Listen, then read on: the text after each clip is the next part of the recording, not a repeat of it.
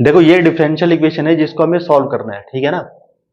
तो यहाँ पे हम देखो, यहाँ पे p z minus q z is equal to z square plus x plus y का होल स्क्वायर, इसको सिंप्लीफाई करना है, इसको सॉल्व करना है डिफरेंशियल इक्वेशन को।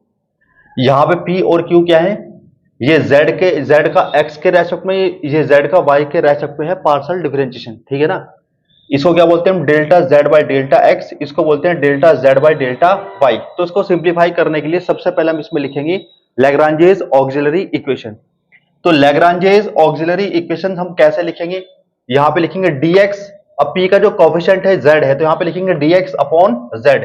यहां पे q का जो कोफिशिएंट है वो है माइनस z, तो यहां पे लिखेंगे dy अपॉन माइनस z। और ये जो आपका ये पूरा का पूरा जो पार्ट है इसको हम dz अपॉन इस तरह से लिख देंगे, ठीक है ना।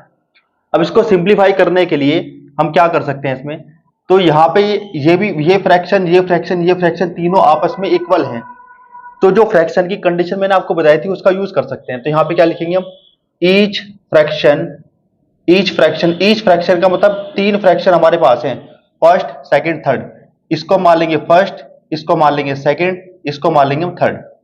अब फर्स्ट सेकंड थर्ड में किसी भी दो का या तीनों का एक साथ यूज कर सकते हैं हम, ठीक है।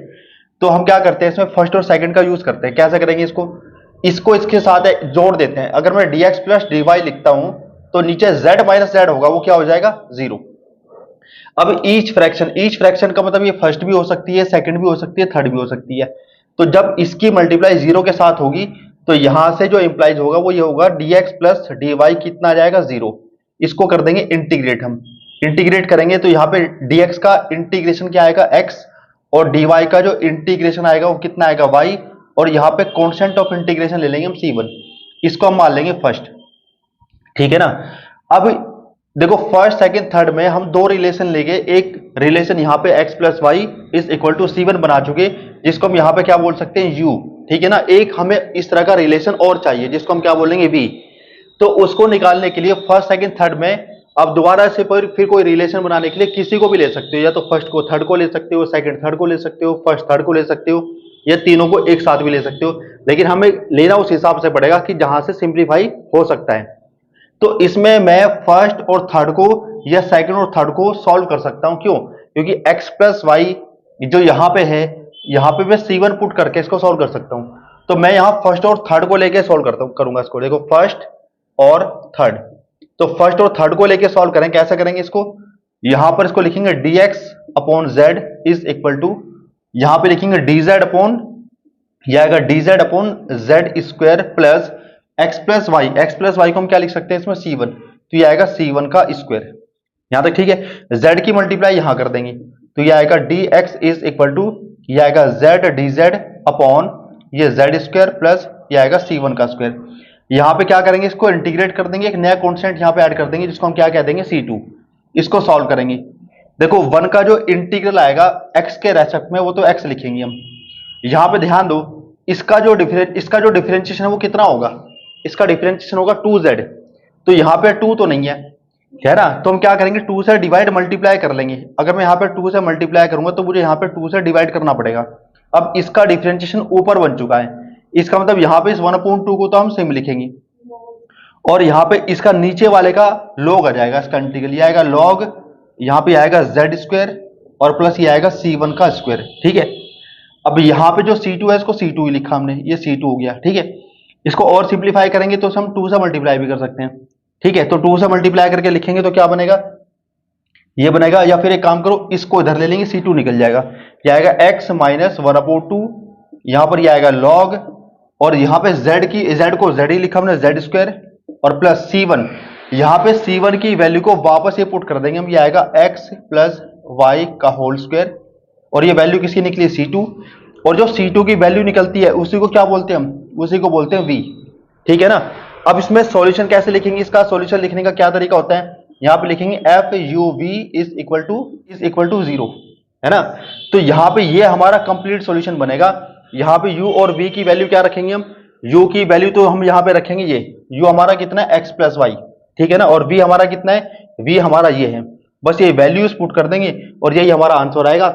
यहाँ पे जो स्मॉल f है, इस स्मॉल f को हम क्या बोलते हैं, इसको बोलते हैं हम आर्बिट्रेरी फंक्शन। देखो ये है पार्शियल डिफरेंशियल इक्वेशन जिसको सॉल्व करना है हमें, ठीक है। यहाँ पे p plus 3q is equal to 5z plus 10y minus 3x। इसको हमें सॉल्व करना है, ये पार्शियल डिफरेंशियल इक्वेशन है, ठीक है। तो इसके लिए हम लिखेंगे यहाँ पे Lagrange's auxiliary equation. Lagrange's auxiliary equations को हम कैसे लिखेंगे, यहाँ पे p का जो कोफिशिएंट है 1 है तो यहाँ पे लिखेंगे dx अपॉन 1, और q का कोफिशिएंट यहाँ पर 3 है तो dy अपॉन 3 लिखेंगे, और जो भी आपका ये बचेगा उसको dz अपॉन इस तरह से हम लिख देंगे, ठीक है ना। यहाँ पे फ्रैक्शंस हमारे पास कितनी है, 1 2 3, इसको हम फर्स्ट मान लेते हैं, इसको हम सेकंड मान लेते हैं, और इसको क्या मान लेंगे हम थर्ड। अब फर्स्ट सेकंड थर्ड में किसी भी दो या एक साथ तीनों को लेकर भी हम रिलेशन बना सकते हैं, यानी फर्स्ट और सेकंड को सॉल्व कर सकते हैं, फर्स्ट थर्ड को सॉल्व कर सकते हैं, सेकंड थर्ड को सॉल्व कर सकते हैं, तीनों को एक साथ लेके भी हम सॉल्व कर सकते हैं। तो इसमें इजी है, क्या फर्स्ट और सेकंड को सॉल्व करोगे तो ये आसानी से हो जाएगा। फर्स्ट को और सेकंड को लेके चलते हैं इसमें, ठीक है। तो यहां पे हमने लिखा dx अपॉन 1 को तो लिखने की जरूरत नहीं है, तो यहां पे लिखेंगे dy अपॉन 3, और यहां पे क्या करेंगे 3 से मल्टीप्लाई कर देंगे, ये आएगा 3 dx और प्लस ये आएगा इज इक्वल टू dy। इस तरह से इसको लिख देंगे हम। इसको सॉल्व करने के लिए इंटीग्रेट कर देंगे इसको, तो 3 और dx का इंटीग्रेशन क्या आएगा x, और यहाँ 1 का क्या हो जाएगा y के रेस्पेक्ट में कितना हो जाएगा y, और यहाँ पे कांस्टेंट ऑफ इंटीग्रेशन लेंगे c1। यहाँ पर इसको लिख सकते हैं हम, कैसे लिख सकते हैं इसको हम 3x माइनस वाई लिख सकते हैं, 3x minus y is equal to c1। अच्छा यहाँ पे ध्यान दो, यहाँ पे y माइनस 3x है, ये 3x माइनस वाई है। अगर हमें इसको ऐसे ही बनाना है तो थोड़ा इजी करने के लिए हम एक काम कर सकते हैं, मैंने आपको ये बताया था जो आर्बिट्रेरी कांस्टेंट है यहाँ पे इसको c1 भी माना जा सकता है, c2 भी माना जा सकता है, या 2c1 मान सकते हैं, c1 अपॉन 2 मान सकते हैं, और प्लस में भी मान सकते हैं, माइनस में मान सकते हैं। तो हम एक काम करते हैं, इसको इजी करने के लिए यहाँ प्लस के बजाय माइनस मान लेते हैं। इससे क्या होगा, माइनस से इसकी मल्टीप्लाई कर देंगे, तो माइनस से मल्टीप्लाई करेंगे, ये माइनस हो जाएगा, ये प्लस हो जाएगा, और ये आपका c1 निकल जाएगा इस तरह से, ठीक है। अब ये आपका y माइनस 3x बन चुका है, जैसे यहाँ पे y माइनस 3x है, y माइनस 3x किसके इक्वल है, आपका c1 के इक्वल है। अब हम फर्स्ट और थर्ड को लेके सॉल्व कर सकते हैं, ठीक है। तो फर्स्ट को और थर्ड को अगर सॉल्व करेंगे तो कैसे करेंगे, फर्स्ट हमारा यहाँ पे है dx, और ये इक्वल आएगा हमारा, देखो dz अपॉन, यहां पे हमने इसको लिखा 10, यह आएगा 10, और y माइनस 3x को क्या लिख सकते हैं, इसको c1 लिख सकते हैं, c1 हो गया, और ये आपका प्लस 5z। अब यहाँ पे एक चीज ध्यान रखना कि अगर सेकंड को थर्ड को लेके सॉल्व करोगे तो भी ये आसानी से हो जाएगा, क्योंकि यहाँ पे भी कांस्टेंट है और यहाँ पे भी कांस्टेंट है, ठीक है ना। इसमें फिक्स नहीं है कि फर्स्ट को थर्ड को लेके सॉल्व करना, सेकंड को थर्ड को करना, या फर्स्ट को थर्ड को करना, या तीनों को एक साथ लेके सॉल्व करना, इसमें फिक्स नहीं है, ये हमें खुद देखना पड़ेगा ये सिंप्लीफाई कहां से होगा, ठीक है। तो हमने क्या किया, इसमें फर्स्ट को और थर्ड को सॉल्व कर रहे हैं हम, ठीक है। सेकंड और थर्ड को भी किया जा सकता है, ये हो जाएगा। तो यहां से क्या करेंगे हम, देखो अगर ध्यान से देखें इसका डिफरेंशिएशन क्या होगा, इसका डिफरेंशिएशन, क्योंकि c1 की वजह से tan c1 तो कांस्टेंट है, तो इसका डिफरेंशिएशन तो 0 होगा। इसका डिफरेंशिएशन यहाँ पे आएगा 5dz, तो 5dz तो यहाँ पे नहीं है ना। तो हम क्या करेंगे, 5 से दोनों साइड मल्टीप्लाई कर लेते हैं, इधर भी और इधर भी। तो 5 से मल्टीप्लाई यहां करेंगे और यहां करेंगे, तो ये आएगा 5dx इज इक्वल टू, ये आएगा 5 ये dz अपॉन, हम यहां पे लिखेंगे इसमें tan c1, ये आएगा tan c1 और प्लस कितना 5z, ऐसे लिख देंगे इसको फिर क्या करेंगे, इसको इंटीग्रेट कर देंगे, और यहाँ पे कांस्टेंट ऑफ इंटीग्रेशन ऐड कर देंगे c2। यहाँ c2 को प्लस भी लिखा जा सकता है और माइनस भी लिखा जा सकता है, इससे कोई फर्क नहीं पड़ेगा। 5 का इंटीग्रेशन x के रेस्पेक्ट में यहाँ पे क्या हो जाएगा 5x, इसको हम ऐसे लिख देंगे। अब इसका डिफरेंशिएशन ऊपर रखा हुआ है, मतलब इसका इंटीग्रल क्या आएगा, नीचे वाले का log, तो यहां पे इसको लिख देंगे log, यहां पे आएगा आपका tan c1 और प्लस 5z और प्लस कितना c2। यहां से हम क्या करेंगे, c2 निकाल लेंगे, तो इसको इधर लेके आएंगे, ये आएगा 5x माइनस, यहां पे आएगा log, इसमें tan को हम tan लिखेंगे, लेकिन c1 की वैल्यू हम रख देंगे क्या, c1 की वैल्यू यहां पे रख देंगे y माइनस 3x, ये आएगा y माइनस 3x, इसकी वैल्यू पुट कर दी हमने c1 की, और 5z को हम यहां पर क्या लिखेंगे सेम, और एक किसकी वैल्यू निकली है, ये वैल्यू निकली है c2 की। अब जो c2 है इसको क्या बोलेंगे हम, c2 को बोलेंगे हम, ये हमारा क्या v, और ये हमारा जो c1 निकला था इसको क्या बोला हमने u, और जो सॉल्यूशन है वो कैसे लिखते हैं हम, सॉल्यूशन लिखते हैं f u v is equal to 0 से। यहां पे जो f है वो क्या होता है, आर्बिट्रेरी फंक्शन, और यह क्या करेंगे, बस u और v की वैल्यू पुट कर देंगे, यही हमारा सॉल्यूशन आ जाएगा। देखो इसमें पार्शियल डिफरेंशियल इक्वेशन हमें ये दे रखी है, इसको सॉल्व करना है हमें। सॉल्व करने के लिए क्या करते हैं, सबसे पहले इसमें लिखेंगे Lagrange's auxiliary equation. Lagrange's auxiliary equation लिखने का तरीका क्या होता है, यहाँ पे dx अपॉन लिखेंगे, p का कोफिशिएंट हमारा ये है, ये dx अपॉन लिखेंगे, dy के अपॉन में हम क्या लिखते हैं, यहाँ पे लिखते हैं q का कोफिशिएंट, क्यू का कोफिशिएंट हमारा ये है, ये लिखेंगे dy अपॉन dz अपॉन, यहाँ पे लिखते हैं हम, ये जो बचता है ना r, इसी को हम dz अपॉन करके लिखेंगे। यहाँ पे 3 फ्रैक्शंस हमारे पास हैं, इसको हमने फर्स्ट बोला, इसको सेकंड, इसको थर्ड, ठीक है ना। इसको सॉल्व करने के लिए जैसे हमने पहले क्वेश्चंस किए उस तरह से अगर ये हो सकता है तो हम वैसा करेंगे, वरना फिर हम मल्टीप्लाई चूज कर लेंगे। मल्टीप्लायर्स को चूज करने का कोई भी पर्टिकुलर मेथड नहीं है, हमें देखना पड़ेगा कि किसकी dx dy dz के साथ मल्टीप्लाई करके ऐड करके जीरो या फिर कोई कांस्टेंट बन जाए, वो हमें खुद देखना है, ठीक है। तो हम यहाँ पे मल्टीप्लाई चूज करेंगे। हमने क्या चूज कर लिया इसमें, 1/x 1/y 1/z को हमने चूज किया है एज अ मल्टीप्लायर्स। अब इनमें करेंगे क्या, इसका यूज कैसे करेंगे हम, कि dx की मल्टीप्लाई 1/x से करेंगे, dy की मल्टीप्लाई 1/y से करेंगे, dz की मल्टीप्लाई 1/z से करेंगे। अगर इसकी 1/x से करेंगे तो इसकी भी 1/x से करेंगे, इसकी 1/y से करेंगे तो इसकी 1/y से करेंगे, इसकी 1/z से करेंगे तो इसकी 1/z से करेंगे, फिर ऊपर ऐड करेंगे तो नीचे भी ऐड करेंगे, और फर्स्ट सेकंड थर्ड तीनों फ्रैक्शंस उस रिजल्ट के फिर इक्वल भी रखी जाएंगी, ठीक है ना। फिर वहां से वो सिंप्लीफाई होगा। तो हम क्या करेंगे, जो मल्टीप्लायर्स हमने यहाँ पे चूज किए उनकी मल्टीप्लाई कर देंगे ऊपर, यहाँ पे इसको लिखेंगे 1/dx, यहाँ पे लिखेंगे 1/y dy, ये लिखेंगे 1/z dz अपॉन, अब अगर हमने इसकी 1/x से मल्टीप्लाई की है तो इसकी भी 1/x से मल्टीप्लाई करेंगे और x कैंसिल हो जाएगा, तो यहां बचेगा y² प्लस z, ठीक है। अब देखो इसकी अगर 1/y से मल्टीप्लाई की है तो इसकी भी 1/y से मल्टीप्लाई करेंगे, y कैंसिल हो जाएगा, माइनस इसके साइन चेंज हो जाएंगे, तो ये आएगा -x² प्लस z। जब हम इसकी dz की 1/z से मल्टीप्लाई करेंगे, अगर इसकी हम 1/z से मल्टीप्लाई करेंगे तो इसकी भी 1/z से मल्टीप्लाई करेंगे, ठीक है। तो यहां पे क्या बचेगा, यहां पे आपका बचेगा ये x² माइनस y²। अब देखो y² से y² कैंसिल, x² से x² कैंसिल, z से z कैंसिल, नीचे क्या बचेगा 0। ईच फ्रैक्शन का मतलब ये फर्स्ट भी हो सकती है, सेकंड भी हो सकती है, थर्ड भी हो सकती है, लेकिन फर्स्ट सेकंड थर्ड में से जो भी होगी 0 से मल्टीप्लाई करके 0 ही बनेगा, मतलब ये सारा आपका 0 के इक्वल हो जाएगा। इसको हम यहां पे लिख सकते हैं 1/x dx plus 1/y dy और plus 1/z dz is equal to कितना 0, ऐसे लिख देंगे इसको, ठीक है। फिर इसको इंटीग्रेट कर देंगे, जब इंटीग्रेट करेंगे तो यहां पे इसको लिखेंगे log x प्लस ये आएगा log y और प्लस ये आएगा log z और इज इक्वल टू, यहां पे अगर log में हम यहां पे सारी टर्म्स आई हैं तो c1 को भी हम log में ही सपोज करेंगे, ठीक है। और यहां पे इसको लिखेंगे हम log x into y into z is equal to log, यहां पे लिखेंगे c1, log से log कैंसिल हो जाएगा, तो ये आएगा x into y into z is equal to c1। इसी को क्या सपोज करेंगे हम u, तो u हम निकाल चुके। अब इसी टाइप का एक रिलेशन हमें और चाहिए इसको सॉल्व करने के लिए, तो हमें मल्टीप्लायर्स को फिर से चूज करना पड़ेगा, ठीक है ना, ठीक है ना। दोबारा चूज करेंगे इसमें, again choosing x y -1 as multipliers.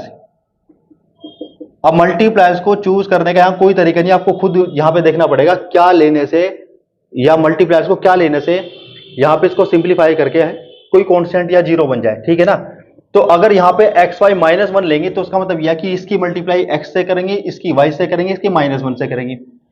यहां पे x से करेंगे तो इसकी x से करेंगे, यहां पे y से करेंगे तो इसकी y से करेंगे, यहां पे हम -1 से करेंगे तो यहां -1 से करेंगे, कांस्टेंट या 0 बनाने के लिए, ठीक है। तो यहां पे फिर से हम लिखेंगे इसमें ईच फ्रैक्शन यहां पे हमारे किसके इक्वल हो जाएगी, फ्रैक्शन। ईच फ्रैक्शन का मतलब फर्स्ट सेकंड थर्ड, इनमें से ये किसके इक्वल हो जाएगी। मल्टीप्लायर्स हमने यहां पे क्या ले रखे x y -1, तो यहां इसकी मल्टीप्लाई करेंगे x के साथ, ये आएगा x dx, इसकी करेंगे y से तो ये आएगा y dy, इसकी -1 से करेंगे तो ये आएगा -dz अपॉन, इसकी अगर x से करेंगे तो x² बनेगा, x² की मल्टीप्लाई अंदर कर देंगे तो ये आएगा x² y² और प्लस ये आएगा x² z माइनस, इसके हमने y से की तो उसकी y से करेंगे, -y² बनेगा, -y² के अंदर मल्टीप्लाई कर देंगे तो ये बनेगा आपका x² y² और माइनस ये आएगा y² z। इसकी -1 से करेंगे तो इसकी -1 से करेंगे -z हो जाएगा, और -z की जब अंदर मल्टीप्लाई करेंगे तो क्या बनेगा ये -z x² और ये आएगा प्लस z y²। अब इसमें देखो क्या कटेगा, x² y से x² y कैंसिल हो जाएगा, x² z से x² z कैंसिल हो जाएगा, और y² z से y² z कैंसिल हो जाएगा, नीचे क्या बचेगा 0। ईच फ्रैक्शन का मतलब यह है, ये फ्रैक्शन आपकी फर्स्ट भी हो सकती है, सेकंड भी हो सकती है और थर्ड भी हो सकती है। जब इसकी मल्टीप्लाई फर्स्ट सेकंड थर्ड किसी से भी करेंगे तो ये आपका 0 बन जाएगा, मतलब ये किसके इक्वल आएगा 0 की, ये आएगा x dx plus y d y और माइनस का d z is equal to कितना आएगा 0। एक्स का इंटीग्रेशन क्या होता है, एक्स स्क्वायर अपॉन 2, उसमें नीचे 2 आता है। वाई के इंटीग्रेशन में भी नीचे 2 आएगा, वाई स्क्वायर अपॉन 2। तो एक काम करेंगे हम इसमें पहले 2 से मल्टीप्लाई कर देंगे, जिसे सिंप्लीफाई करने पे नीचे 2 ना बने। तो 2 से मल्टीप्लाई करेंगे तो ये आपका बनेगा 2x dx, ये आपका 2y dy और ये माइनस का 2 dz इज इक्वल टू कितना 0। जब इसको इंटीग्रेट करेंगे तो यहां पे क्या बनेगा एक्स स्क्वायर, इसको इंटीग्रेट करेंगे तो यहां क्या बनेगा वाई स्क्वायर, इसको इंटीग्रेट करेंगे माइनस का 2z बनेगा और यहां पे एक नया कॉन्स्टेंट हम लेंगे c2। यहां पे c1 लिया था, यहां पे हमने c2 ले लिया, इसको क्या बोलेंगे हम, इसको बोलेंगे v। अब यहां पे लिखेंगे हम सॉल्यूशन। सॉल्यूशन कैसे लिखते हैं हम, यहां पे लिखेंगे एक आर्बिट्रेरी फंक्शन f और यहां पे u और v को लिखेंगे कॉमा से और यहां पे क्या लिखेंगे 0। अब u और v की ये वाली वैल्यू और ये वाली वैल्यू यहां पुट करनी है और यही हमारा इसका सॉल्यूशन आ जाएगा। ये पार्शियल डिफरेंशियल इक्वेशन है जिसको सॉल्व करना है हमें, ठीक है। तो सबसे पहले इसमें लिखेंगे Lagrange's auxiliary equation. Lagrange's auxiliary equation लिखेंगे हम, यहां पे लिखेंगे dx अपॉन, यहां पे लिखेंगे dy अपॉन, यहां पे लिखेंगे हम dz अपॉन। dx अपॉन क्या लिखेंगे, p का कोएफिशिएंट x स्क्वायर, dy के अपॉन में क्या लिखेंगे q का कोएफिशिएंट y स्क्वायर और यहां पे क्या लिखेंगे हम इसमें z स्क्वायर, ठीक है। अब यहां पे हो गया आपका फर्स्ट, ये आपका सेकंड और ये आपका थर्ड। ये 3 फ्रैक्शंस है हमारे पास, इनमें से किसी भी 2 को लेके अगर हम सॉल्व कर सकते हैं तो 2 तरह के रिलेशन हमें बनाने हैं u और v निकालने के लिए। तो फर्स्ट और सेकंड को, सेकंड और थर्ड को और फर्स्ट और थर्ड को लेके हम इसको सॉल्व कर सकते हैं। क्वेश्चन इजी है ये, ठीक है ना। तो अगर मैं यहां पर इसमें फर्स्ट और सेकंड को लेकर सॉल्व करता हूं तो फर्स्ट और सेकंड को देखो, इसको लेकर सॉल्व करता हूं अगर, तो ये dx अपॉन एक्स स्क्वायर, ये dy अपॉन वाई स्क्वायर और यहां पे इक्वल, इसको कर दो इंटीग्रेट। 1 अपॉन एक्स स्क्वायर का क्या आएगा माइनस 1 अपॉन एक्स और 1 अपॉन वाई स्क्वायर का क्या आएगा माइनस 1 अपॉन वाई। यहां पे हम इसको क्या मान सकते हैं, इसको मान लेंगे माइनस c1 भी मान सकते हैं, प्लस c1 भी मान सकते हैं। माइनस क्यों माना, जिससे कि इसको माइनस से मल्टीप्लाई करके थोड़ा आसान कर सकें, ठीक है ना। प्लस c1 करोगे तो भी कोई दिक्कत नहीं है, ठीक है ना। तो यहां पे क्या करेंगे, इसको धर लेंगे और माइनस से मल्टीप्लाई कर देंगे तो c1 की जो वैल्यू यहां से निकलेगी वो निकलेगी 1 upon x minus 1 upon y, ये निकलेगी, ठीक है। हमने क्या किया, इसको धर लिया और माइनस से मल्टीप्लाई कर दी। अभी हमने फर्स्ट और सेकंड को सॉल्व किया, हम फर्स्ट और थर्ड को सॉल्व कर सकते हैं, ये हो जाएगा सॉल्व। लेना वही है जो सॉल्व हो जाए, ले कोई भी सकते हो। तो फर्स्ट और थर्ड को अगर हम लेंगे तो यहां पर आएगा dx अपॉन एक्स स्क्वायर, यह आएगा dz अपॉन जेड स्क्वायर। यहां पे इसको इंटीग्रेट करेंगे अगर तो 1 अपॉन एक्स स्क्वायर का आएगा माइनस 1 अपॉन एक्स और 1 अपॉन जेड स्क्वायर का आएगा माइनस 1 अपॉन ये z और यहां पे क्या सपोज कर लेंगे हम c2, ठीक है। माइनस c2 करेंगे तो ज्यादा ठीक है। अब क्या करेंगे, इसको धर लेंगे और माइनस से मल्टीप्लाई कर लेंगे तो ये आएगा 1 अपॉन एक्स माइनस 1 अपॉन ये आएगा z और ये आएगा आपका c2। ये क्लियर है ना। इसको हमने पहले क्या किया, हाँ उससे कोई दिक्कत नहीं है, रिलेशन फर्स्ट सेकंड भी ले सकते हो, फर्स्ट थर्ड भी ले सकते हो, सेकंड थर्ड भी ले सकते हो, इससे कोई दिक्कत नहीं है। जो हमारा ये बना है इसको क्या बोलेंगे हम, इसको v बोलेंगे, इसको क्या बोलेंगे, इसको u बोलेंगे। अब सॉल्यूशन हम लिखते कैसे हैं, सॉल्यूशन लिखने का तरीका है, यहाँ पे एक आर्बिट्रेरी फंक्शन लिखेंगे f और यहाँ पे लिखेंगे u और v को कॉमा से, यहाँ पे लिखेंगे 0। u और v की वैल्यूज को यहाँ पुट कर देंगे हम, u हमारा ये है, v हमारा ये है, यहाँ पे पुट करेंगे और यही हमारा क्या आ जाएगा, इस पार्शियल डिफरेंशियल इक्वेशन का सॉल्यूशन आ जाएगा।